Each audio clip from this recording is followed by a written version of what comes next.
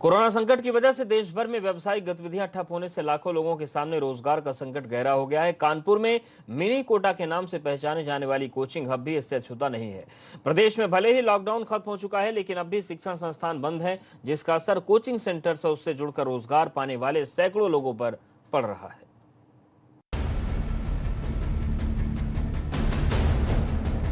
Coaching सेंटरों से पटी सड़कों और गलियों और इमारतों की तस्वीरें कानपुर के काकादेव इलाके की हैं, जहां कानपुर ही नहीं बल्कि प्रदेश के तमाम जिलों से आने वाले छात्र छात्राएं कंपटीशन एग्जाम की तैयारी करते हैं। लेकिन आज इस इलाके में कोरोना संकट की वजह से तमाम कोचिंग सेंटर्स बंद हैं और सड़कों पर सन्नाटा पसरा है। यहाँ पर हर साल लगभग 25 से 30 हज़ार जो स्टूडेंट्स हैं वो कोचिंग की तैयारी करने के लिए आता था, लेकिन कोरोना के चलते जब से पढ़ाई जो है वो बंद हुई है तो सड़क आप देख सकते हैं कि जहाँ पर भीड़ दिखती थी, स्टूडेंट दिखते थे, वहाँ पर सन्नाटा पसा हुआ। कोचिंगों के हालात आप देखेंगे। प्रतियोगी परीक्षाओं से जुड़ी गतिविधियों का बड़ा केंद्र होने के चलते कानपुर के काकादेव इलाके को मिनी कोटा के नाम से भी जाना जाता है। लेकिन लॉकडाउन खत्म होने के बावजूद काकादेव के कोचिंग सेंटरों में छात्रों की वापसी नहीं होने से सन्नाटा पसरा हुआ है। देखिए, यहाँ पर सबसे बड़ी बात यह है कि ये जो एक तरह से देखा जाए तो ये इंडिया का हब था।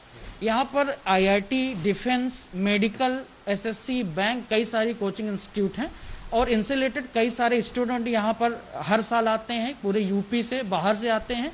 लेकिन जब से ये कोरोना का समय आया हुआ है, लगभग मार्च से, तब से यहाँ पर एक तरह से देखा जाए तो सारी चीज़ें बिल्कुल ख़त्म हो चुकी हैं और इसका प्रभाव कोचिंग के जितने भी टीचर्स हैं उन पर तो पड़ा ही पड़ा है। जितने भी यहाँ के मकान मालिक हैं उनको भी कठिनाइयों का सामना करना पड़ रहा है। कोचिंग सेंटर बंद होने से छात्र छात्राएं पढ़ाई शुरू करने के लिए नहीं लौट रहे हैं, जिससे हॉस्टल, पीजी, मेस और कैंटीन के व्यवसाय से जुड़े लोगों के सामने भी रोजगार का संकट गहराने लगा है।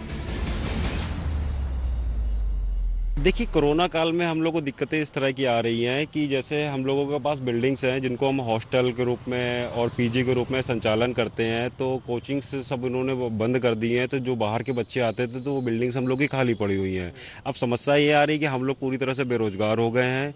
हम लोगों से जुड़े हुए जितने भी लॉन्ड्री वाले हैं, प्रेस वाले जो हो गए, या टिफ़िन सर्विसेज जो हम लोग को देते थे, बच्चों को देते थे, वो पूरी तरह से बेरोजगार हो गए हैं। ठीक है। कानपुर के इस बड़े शैक्षणिक केंद्र में काम बंद होने से परेशान लोग अब सरकार की तरफ देख रहे हैं और मांग कर रहे हैं कि सरकार जल्द से जल्द दोबारा कोचिंग खोलने की मंजूरी दे, ताकि कोचिंग सेंटरों के जरिए रोजी रोटी चला रहे लोगों की हालात फिर से पटरी पर लौट सके। कानपुर से एबीपी गंगा के लिए प्रभात अवस्थी की रिपोर्ट।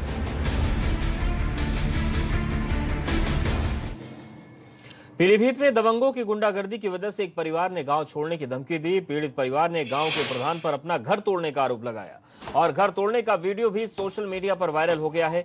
इसी घटना के बाद पीड़ित परिवार ने अपने घर के आगे गांव छोड़ने का बैनर लगा दिया।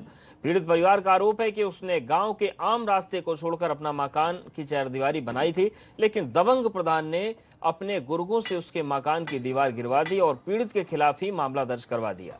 लेकिन अब ये मामला सामने आने के बाद एसपी ने आरोपी ग्राम प्रधान के खिलाफ कार्रवाई के निर्देश दिए।